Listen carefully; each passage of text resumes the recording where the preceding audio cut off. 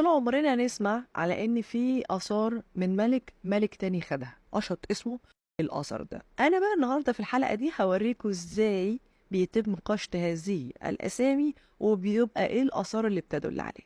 ده مثلا تمثال اواني جنوبيه توت عنخ امون. توت عنخ امون زي ما انتم عارفين مات صغير، فملحقش يعمل كل الحاجات اللي تتعمل لملك عظيم.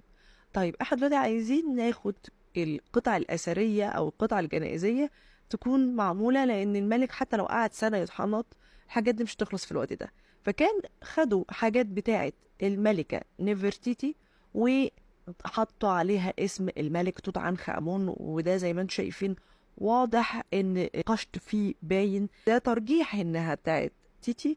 وده من خلال ايه؟ وجود باقي اسم الملكة نفرتيتي على الخرطوش ذات نفسه.